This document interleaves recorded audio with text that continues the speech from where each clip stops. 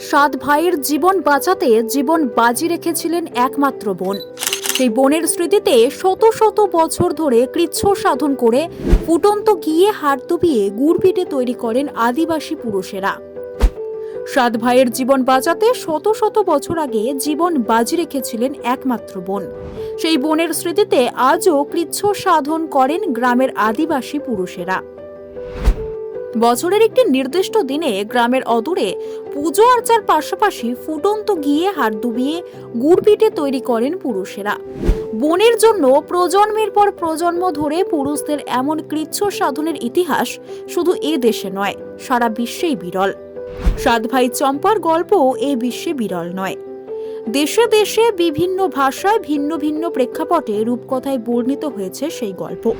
কিন্তু বাঁকুড়ার তালডাংরা ব্লকের পাকুড়ডিহা গ্রামে আদিবাসীদের সাত ভাই চম্পার গল্পটা একটুখানি ভিন্ন।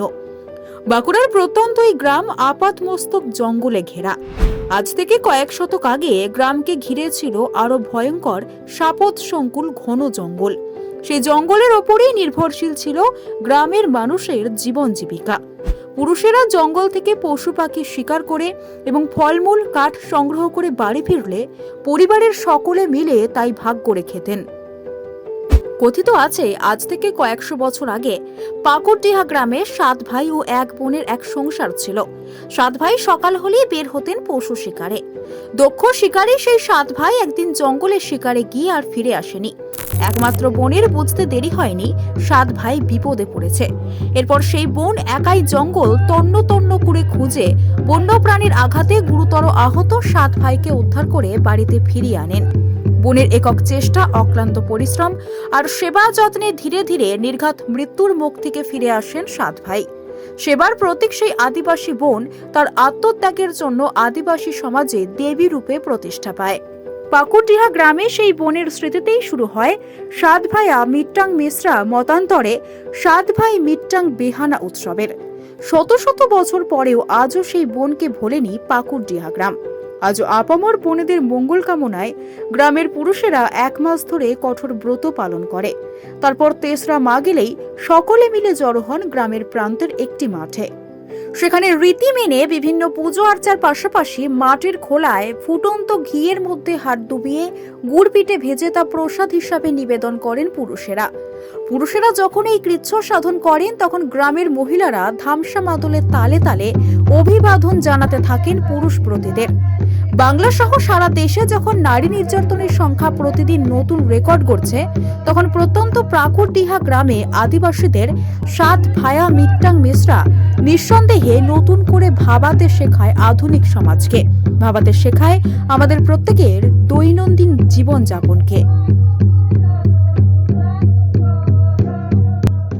এই মেলাটা আদিবাসীদের মেলা, তো এই মেলাটা প্রায় অন্তত আমি আমার বয়সটা প্রায় 70-72 হলো, প্রায় অন্তত 50 বছর 50 থেকে তেমন আরো 10 বছর কম, তাহলে 40-60 বছর 40-50 বছর আমি দেখছি। মেলার অভিনব কি, মেলা আলাদা কি? এটা হ্যাঁ আলাদা কি, অন্যান্য মেলার থেকে আলাদা কি আছে? এটা আলাদা বলতে আদিবাসীদের মেলা, তো আদিবাসী মেলা এদের এটা আদিবাসীদের জাগ্রত ঠাকুর। আচ্ছা, এই ঠাকুরটাকে এরা যদি না মেলাটা পূজাটা করে এই আজকের দিনে, তার মানে গোটা গ্রামে একটা জিনিসের অশান্তি নেমে আসবে। আজকে একটা কেউ আজকে মৃত্যু হোক, কালকে মৃত্যু হোক, কেউ পরশু মৃত্যু হোক, এটা ছিল একটা অন্য জায়গায়। সেই জায়গার থেকে লোক ওই যে অশান্তি করার পরে ওরা পালিয়ে যায়। পালিয়ে যাওয়ার পরে তারপরে এদেরকে স্বপ্ন দেয়, এরা ওইখান থেকে নিয়ে আসে, দিয়ে তারপরে এইখানে করছে। ওইখানের যে লোক ছিল সেটা পূবে চলে যায়, পূবের লোকজন ওরা আবার ওইখান থেকে এইখানে আসে, দিয়ে তারপরে ওদেরকে স্বপ্ন দেয় যে তোমরা মেলাটা দেখতে শুদ্ধ যাও না, আমরা জাগাতে তোমরা জাগাচ্ছ না শুদ্ধ। ওদেরকে আবার এখানে পাঠায়, দিয়ে ওদেরকে এসে দিয়ে ওরা আবার এখানে দেখে যাওয়ার পরে ওরা ওইখানে আস্তে আস্তে করে আবার ঠাকুরটাকে নিয়ে যায়। এইখানে ঠাকুরটা থাকে, আর ওইখানে ঠাকুরটাকে নিয়ে গিয়ে ওরা এই পূজাটা করে। শুরু হয়েছে আমাদের বংশধরের মানুষ তো খালি এইখানেই আছে এমনটা না, চতুর্দিকে জীবিকার স্বার্থে ছড়িয়ে গেছে। মানে ওই যে সাত ভাইয়ের এক বোন ছিল, যে গল্প কথা বললেন আপনি, হ্যাঁ, আর তারা কি শিকার করতে গিয়ে পশুর আক্রমণের কবলে পড়েছিল নাকি? হ্যাঁ, তার ভাইগুলো, হ্যাঁ, সে তো ঘরে ছিল, তার বোন। আচ্ছা আচ্ছা। যখনই তারা ঘরে ফিরে আসেন, না আসার জন্যে তো স্বাভাবিকভাবেই বোন বুঝে নিয়েছিল যে পশুর আক্রমণে এদের জীবন হয়তো শেষ হয়ে গেছে। আচ্ছা আচ্ছা। তাদেরকে উদ্ধার করতেই হবে। এই উদ্ধারের স্বার্থেই তার মধ্যে একটা কী বলবো ঐশ্বরিক শক্তির লাভ হয়, সেই শক্তির জোরে সেই 7 ভাইকে জঙ্গল থেকে উদ্ধার করে। হ্যাঁ তারপর থেকে কি ওই বোনের উদ্দেশ্যে পূজা, হ্যাঁ কার উদ্দেশ্যে পূজা হয়? ওই বোনের উদ্দেশ্যেই পূজা।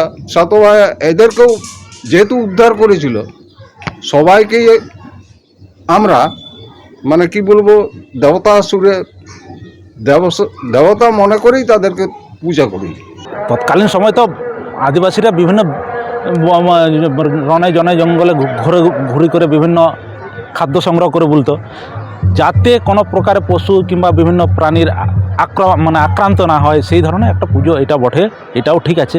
তার সাথে সাথে এটাও বলি বিভিন্ন ধরনের যে রোগ, মানে বিভিন্ন ধরনের যে মানে আমরা আক্রান্ত হতে পারি বিভিন্ন রোগে, সেই আক্রান্ত যাতে না হয়ে পড়ি, তার জন্য এই বছরের শেষে মকর সংক্রান্তির পরে আমাদের এই উৎসবটা বা পুজোটা করে আসে, এইটাই শুনে আসছি। এর বিশেষ ইতিহাসটা আমরা বলতে পারবো না।